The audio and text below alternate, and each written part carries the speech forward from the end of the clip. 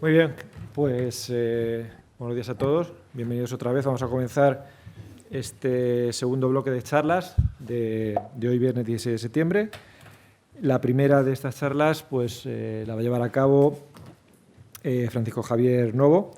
Para aquellos de vosotros que no lo conozcáis, Javier es doctor en Medicina por la Universidad de Santiago de Compostela.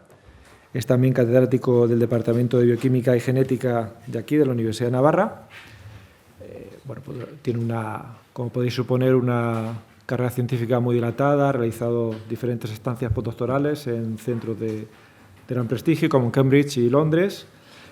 Aparte de toda su labor de investigación, pues es también autor de diferentes libros de divulgación. Yo en particular recomiendo uno que lo tengo, que es el de Evolución. Es un libro muy sencillito de leer, muy rápido de leer, pero que a la vez, por lo menos yo, aprendí un montón de cosas. O sea que sí, vamos. Todavía hay ejemplares que se pueden... Sí. Pues, bueno, de aquí recomiendo encarecidamente la lectura del libro si queréis saber más sobre evolución, porque está muy bien. Y luego ya como su principal, pues hablando un poco con Javier antes, que cuál era su principal línea de investigación, entre otras muchas, pues es sobre todo el estudio de la evolución de las secuencias genéticas que controlan el desarrollo del cerebro a lo largo de toda la evolución, ¿no? Entonces, pues Javier nos va a hablar hoy de la teoría de la evolución en el pensamiento de Joseph Ratzinger. Pues nada, Javier, cuando quieras. Muy bien, muchas gracias, Enrique.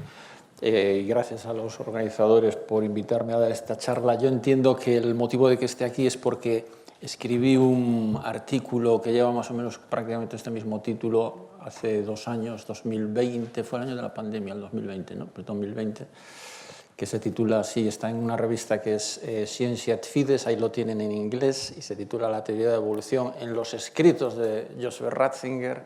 Si alguno lo ha leído, pues ya lo siento. Yo lo voy a resumir aquí brevemente, lo que digo ahí, simplemente explicar cuál fue la génesis de esa publicación. Fue que, bueno, yo soy profesor aquí en la universidad, en la Facultad de Ciencias, de diversas cosas, pero una de ellas es evolución. Y ya desde hace muchos años, claro, me han interesado mucho los aspectos también, las implicaciones filosóficas y teológicas de la teoría de la evolución y la relación de la teoría de la evolución y la creación. Y siempre hay uno de mis referentes ha sido Ratzinger, porque es una persona que ha escrito cosas increíbles al respecto. Para mí es lo más lúcido que yo he leído. Así que... Pero bueno, con el tiempo también fui leyendo otras cuestiones de otras personas y también citas de Ratzinger que no me encajaban mucho con lo que yo entendía que era su pensamiento, sobre todo citas posteriores ya como prefecto, sobre todo como papa.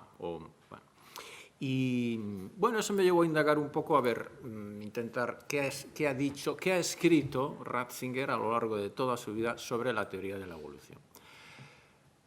No es una tarea muy difícil porque ahora se están editando las obras completas de Ratzinger y hay unos índices fantásticos, analíticos, entonces uno va y busca evolución, teoría de, y tiene todos los escritos oficiales de Ratzinger en los que menciona este término. El problema es que están en alemán, mi alemán es, la mayor parte de ellas, el original está en alemán, mi alemán es muy rústico, muy rudimentario, pero la mayoría están también traducidas a inglés o a diversos idiomas, y bueno, y uno puede acudir siempre a expertos que saben mucho más alemán y puede resolver cuestiones más terminológicas. Entonces puede parecer una cuestión un poco técnica si se quiere, pero bueno, a mí yo necesitaba resolver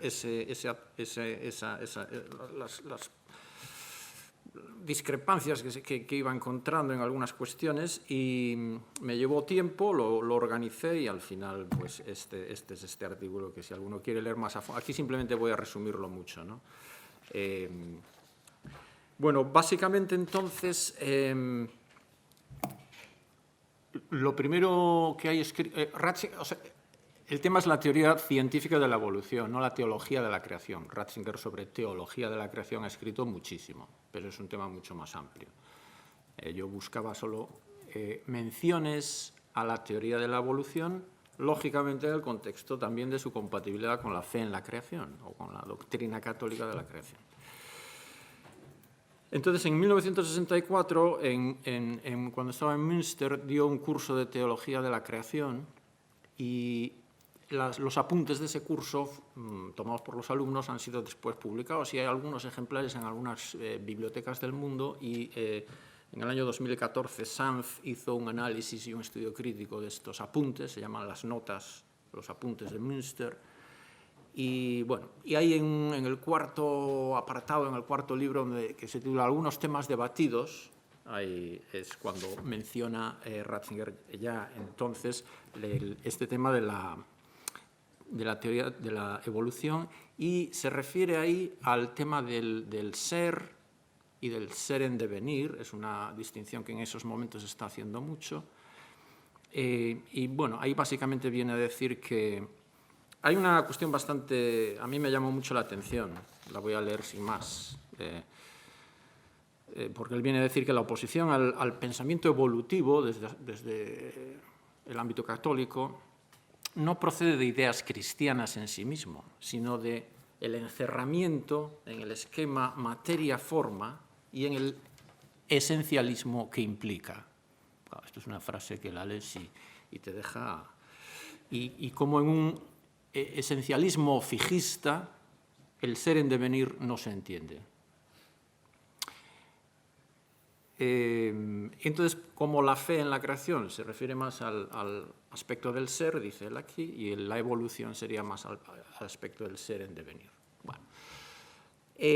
4 años después publica Introducción al cristianismo, es un libro que habrán leído casi todos, espero, y cuando ya está allí en Tubinga, y aquí solo hay 2 menciones en todo el libro a evolución como teoría de la evolución, o hay una palabra en alemán que equivale a desarrollo, que en la literatura alemana la usan como sinónimo de evolución muchas veces. Bueno, en una no la voy a citar porque no tiene mucho que ver, y en otra, hablando de cristología, cita Teilhard de Chardin, y hablando de esto, también dice una cosa que también a mí me llamó mucho la atención, esto está en Introducción al cristianismo. Dice, y esto cito, en este movimiento cósmico, como ya hemos visto, porque viene de un párrafo en el que está hablando, sí, está hablando de cristología, pero bueno. El espíritu, y se refiere aquí a la aparición del espíritu, del alma, vamos a decir así, del alma humana, el espíritu, no es simplemente un producto aleatorio de la evolución, que no tenga importancia para el conjunto. Al contrario, ya hemos podido establecer que en este movimiento o proceso la materia y su evolución forman la prehistoria del espíritu o la mente.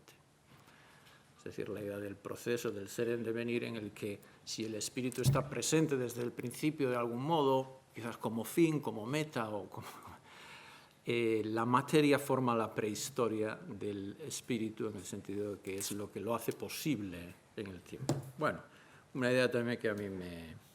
Y en cualquier caso, en todo lo que vemos aquí, o lo que yo he podido leer hasta estos momentos, es que no hay una gran incompatibilidad entre creación, teología de la creación y teoría científica de la evolución cuando se mantienen estos 2 planos, sobre todo del ser y del ser en devenir.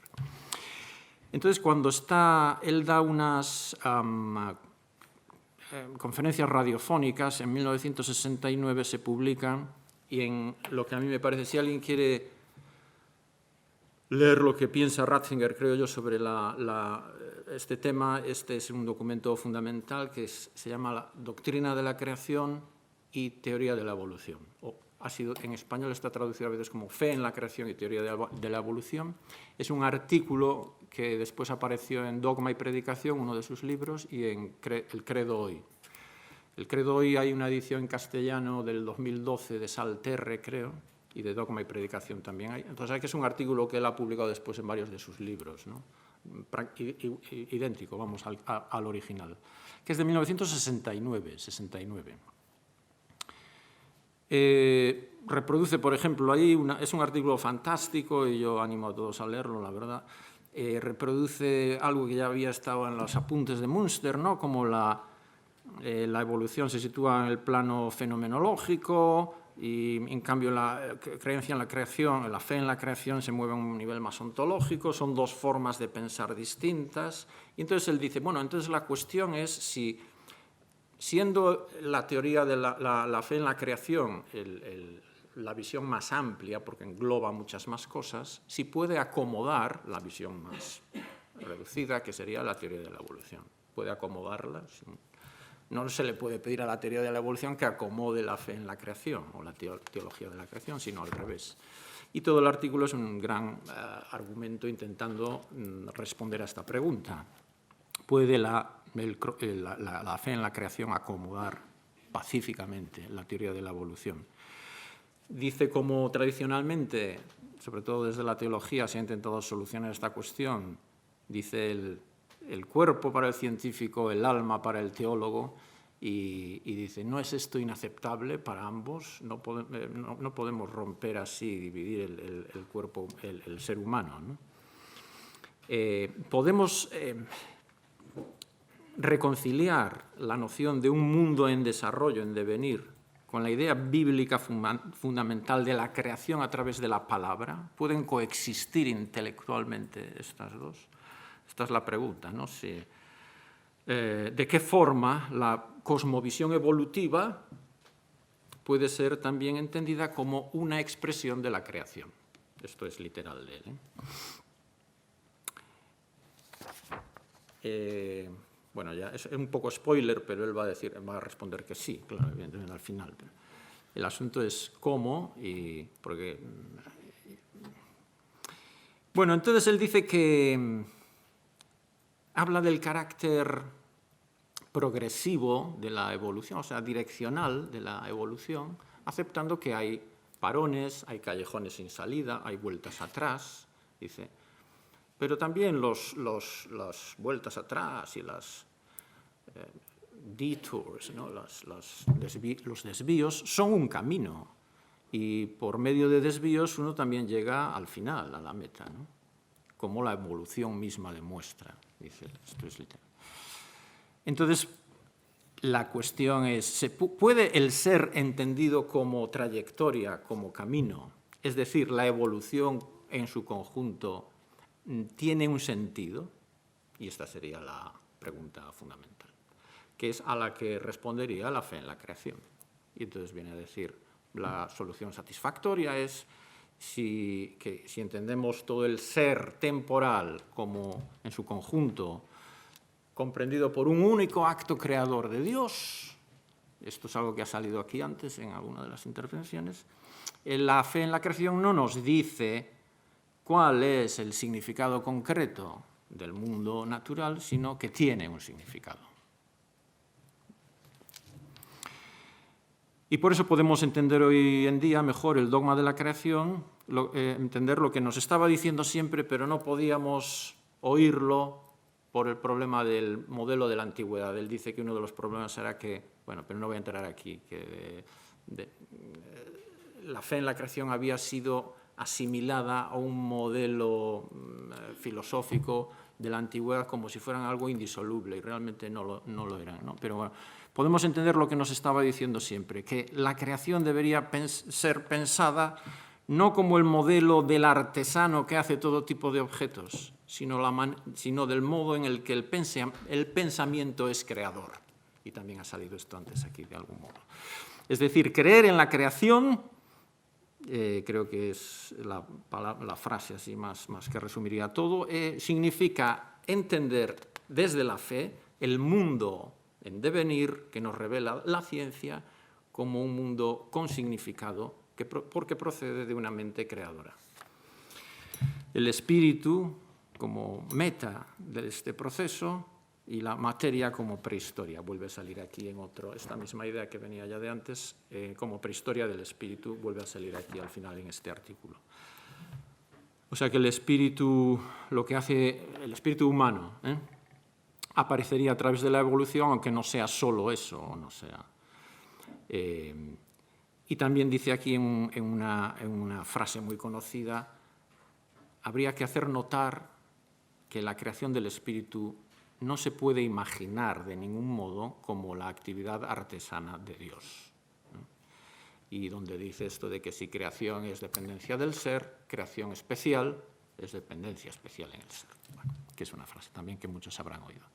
Y en definitiva, bueno, lo que uno saca al leer este artículo es una idea de perfecta compatibilidad entre fe en la creación y teoría de la evolución, siempre que se respeten estos dos planos y se mantenga que la acción de Dios no implica necesariamente una actividad artesanal en la creación de nada y que la evolución no es necesariamente sin sentido. Sí, manteniendo estas dos ideas es lo que viene a decir. Bueno, las siguientes referencias a la teoría de la evolución que hace Ratzinger ya es como arzobispo de Múnich. Hay una conferencia que da en Salzburgo que se titula Consecuencias de la doctrina de la creación. Esa se mantiene a un nivel así un poco más sobre el logos y la racionalidad. Y luego están las 4 famosas homilías de Cuaresma del año 81, como arzobispo de Múnich, que han sido recogidas después en un libro. En el principio creó Dios, se titula el original, y en inglés, en castellano ha sido traducido como Creación y Pecado. Y en esas homilías en las que habla de temas más pastorales también, pecado, necesidad, azar, la creación, y también seguro que las han leído muchos de ustedes. Y aquí cuando se mete más directamente en el tema concreto de la teoría de la evolución es para confrontar a Monod y el azar y la necesidad, que había sido publicado en 1970, esto es 10 años después. Y yo creo que esto a Ratzinger en su día le supuso, la lectura de este libro o el conocimiento de las ideas de Monod, le supuso un golpe porque justo va en contra de todo lo que había estado escribiendo hasta ese momento. Y bueno, aquí básicamente dice, por ejemplo, hemos de tener la audacia, es decir, que las ciencias naturales no tienen que explican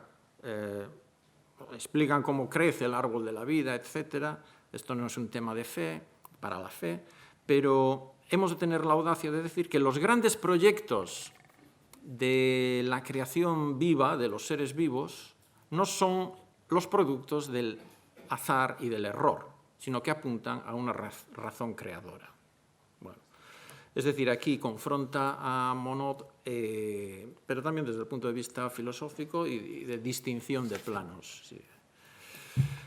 Bueno, y después lo siguiente es, en el año 81, es nombrado prefecto de la Congregación para la Doctrina de la Fe, y en el 85 hay en Roma un simposio que organiza el Departamento de Filosofía de la Universidad de Múnich con el título Evolucionismo y Cristiandad y Cristianismo. Y Spemann, que es el que escribe la introducción, está publicado las actas de este simposio con ese título. Spemann escribe la introducción y básicamente el congreso había sido organizado para refutar la idea de que el pensamiento evolutivo no se puede integrar en la teología agustiniana y tomista sobre la creación sin ningún tipo de contradicción. Bueno, y aquí en su contribución, Ratzinger, que hace también, escribe una especie de prefacio,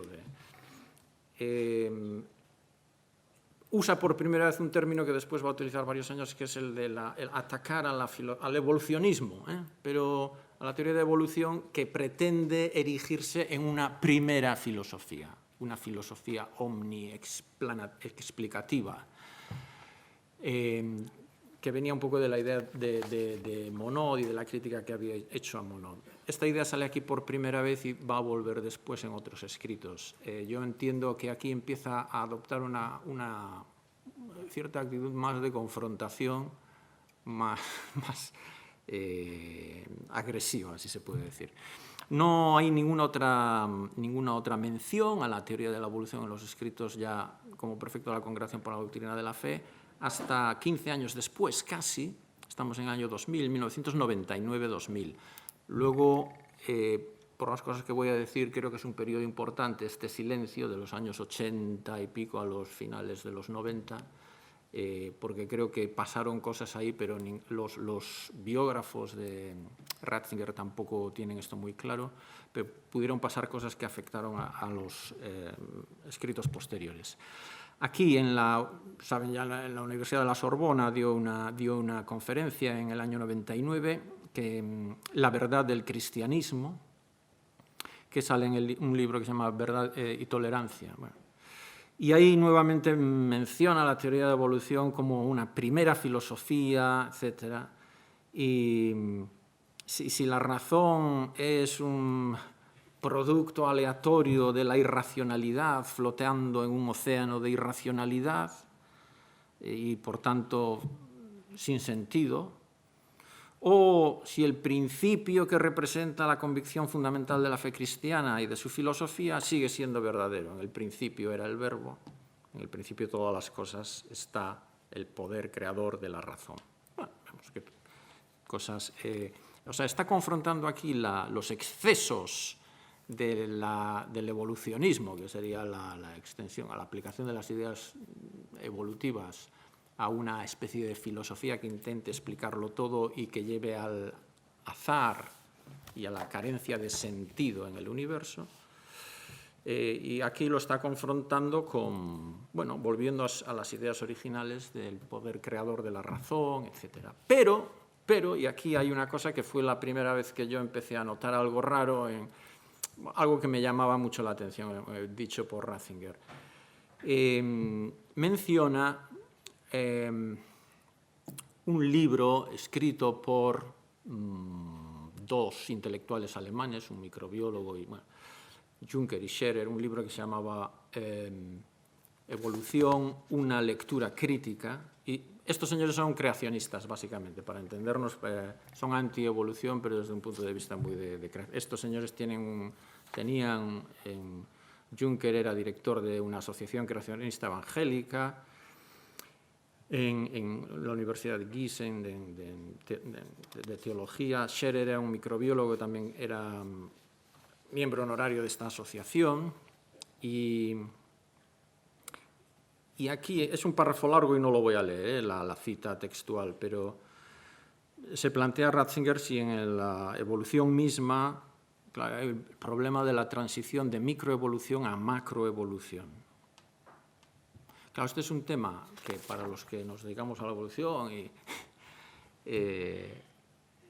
en los libros de texto de evolución, los tratados, en la literatura científica está muy tratado y muy debatido y sigue siendo objeto de avances, lógicamente, y en nuestros días hay algunos avances espectaculares en este sentido. La evolución de la forma, de los grandes filos, de los grandes patrones corporales, etc., ¿no? Y que suele ser una de las cuestiones más utilizadas por los antievolucionistas para atacar la teoría de la evolución como teoría científica, o en general uno de los huecos o de las cuestiones que tendría todavía que resolver la teoría de la evolución es la evolución de los patrones corporales y de los... Bueno. Entonces aquí hay una serie de... Esto a mí me llamó la atención, como digo, y entonces indagando un poco vi que John Allen, que es un periodista, ¿no?, que ha escrito distintas biografías, etcétera, sabrán, pues había entrevistado a diversas personas en torno a este tema, ¿no? Porque en esos años se dio a entender que el Papa, ya Benedicto XVI, después que el Papa iba a endorsar, a asumir como, bueno, aceptable por la teología católica, el diseño inteligente. Y esto salió en los periódicos, hay un titular de The Guardian que dice el Papa se prepara para abrazar el diseño inteligente. Claro, yo leo eso. Entonces, ¿esto de dónde viene? Entonces, tirando del hilo, pues Allen estudia este tema y entrevista, es un poco complicado, si quieren luego leen el artículo, pero bueno, lo resumo. Entrevista a un intelectual francés llamado Dominique Tassot, que tiene un think tank anti-evolución, y que le escribió una carta después a Benedicto XVI explicándole que había que... Y en la entrevista que le hace Allen le dice Tassot, claro, la macroevolución básicamente es la aparición de un órgano, dice literalmente, en la descendencia, órgano que no existía en el padre, en los padres. Es decir, los animales tienen descendencia y en la descendencia pues sale un ala, ¿no? Que no estaba en los padres. Dice, cuando lo pones así, entiendes inmediatamente que es imposible. Y efectivamente es imposible.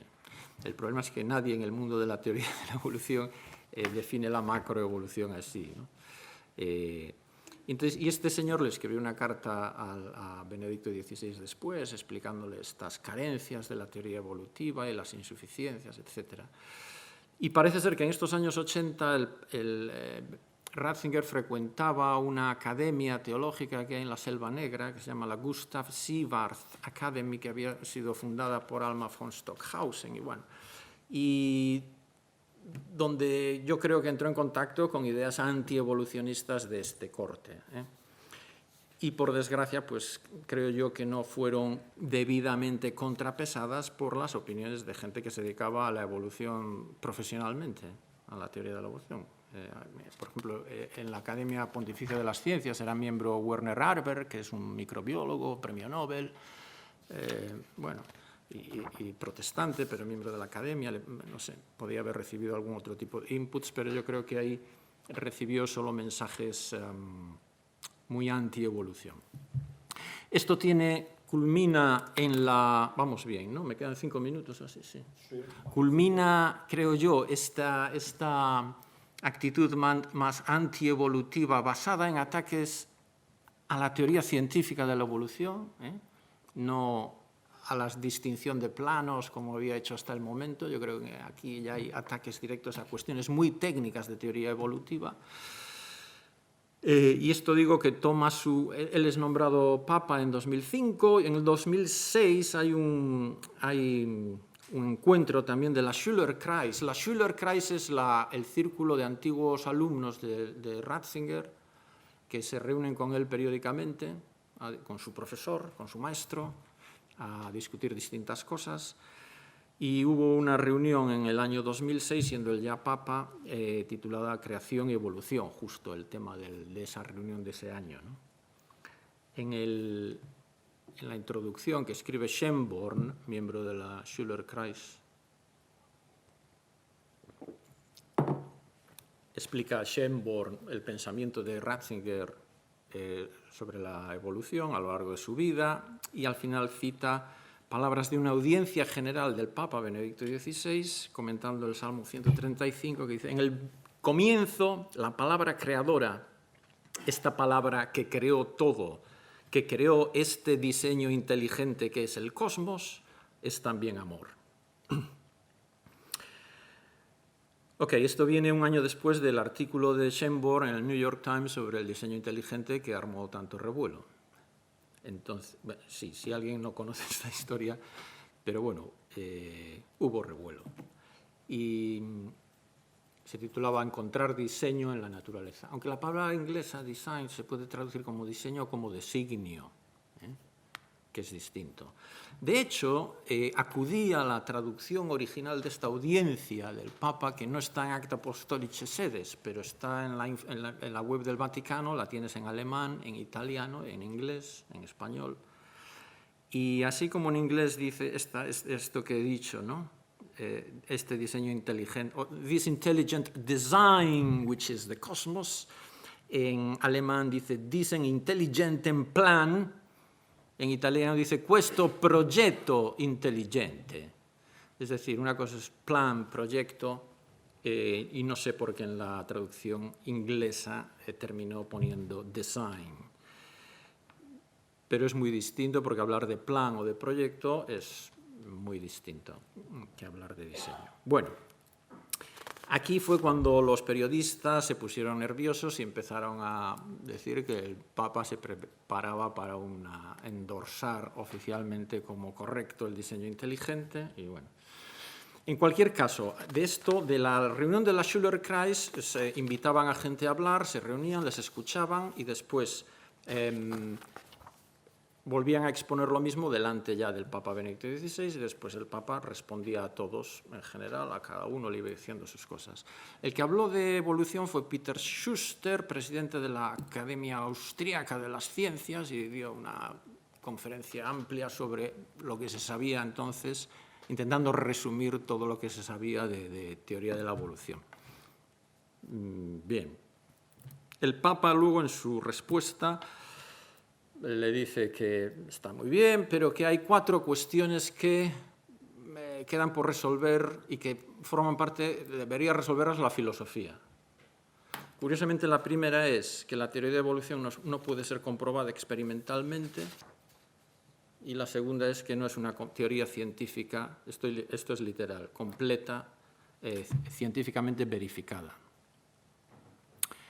porque su probabilidad no es de 100. Es decir, hace referencia, de hecho, a Juan Pablo II cuando dijo que ya no es una hipótesis, porque es más que una hipótesis, y dices, bueno, pero pregunta Benedicto XVI en este momento si es más que cuánto más que una hipótesis es, porque si no es 100%, pues, bueno. Schuster le responde que efectivamente las teorías científicas, o sea, que hay gente experta en filosofía de la ciencia, en lo que es una teoría científica, y el grado de validación mayor o menor que pueden tener y la manera en que avanzan, resolviendo las cuestiones todavía por resolver. Pero bueno, me llamó la atención que hiciera esta crítica tan dura de 2 aspectos, negando básicamente que la teoría de la evolución sea una teoría científica.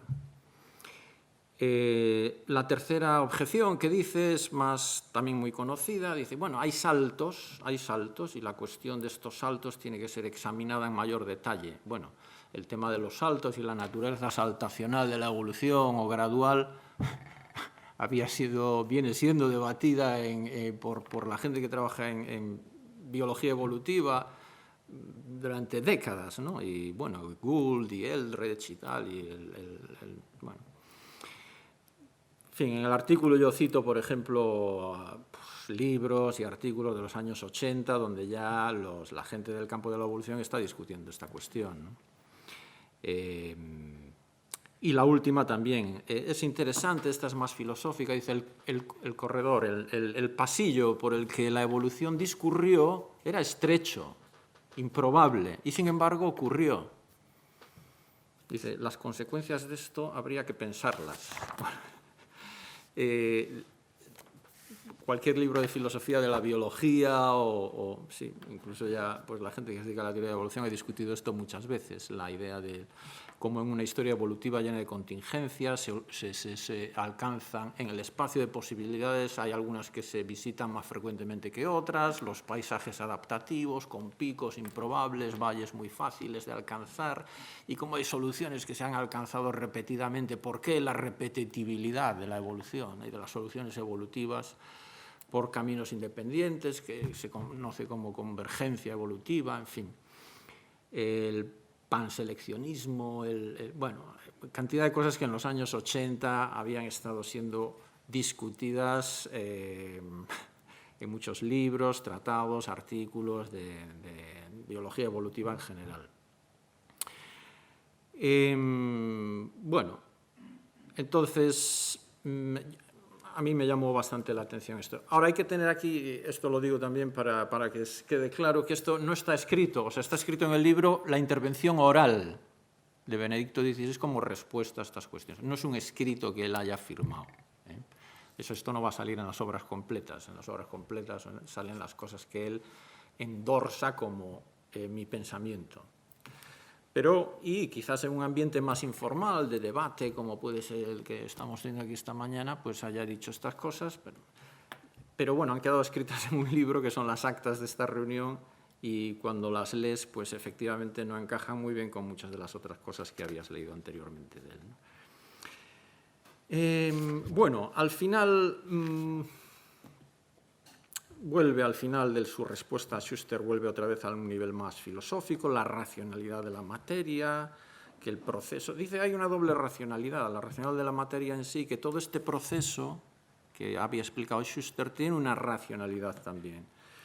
Y entonces dice, ¿de dónde se origina? Hay una racionalidad original que explique la racionalidad tanto de la materia como del proceso, ¿no? Del proceso de devenir. Bueno, y la última cita, esto ya es un poco anecdótico, que encontré, es una audiencia general 5 días antes de dimitir, en la que era un ciclo de audiencias en las que estaba explicando el primer capítulo del Génesis, a nivel también muy pastoral, lógicamente. Y ahí termina diciendo como lo mismo, esta es la alternativa o la prioridad de lo irracional, de la necesidad, o la prioridad de la razón, del amor, de la libertad. Creemos que es verdadera esta última hipótesis, ¿no? Dice en esa. Bueno. Es decir, que al final yo creo que volví a expresar las ideas que estaban contenidas en sus escritos iniciales de teólogo en los años 60-70, que es, entiendo yo, donde con más seriedad y más profundidad trató este tema a un nivel más filosófico, teológico, y que sería esto, las ideas originales que expresaba en sus escritos más tempranos, ¿no? Que sea cual sea el camino concreto, la trayectoria concreta que siguió la evolución y que nos revela la teoría científica de la evolución, intenta descubrir cuál ha sido esa trayectoria, sea cual sea esa, la racionalidad y la lógica interna del cosmos apuntan a un logos, a una razón creadora que es también amor y que da significado, sentido al conjunto de la creación.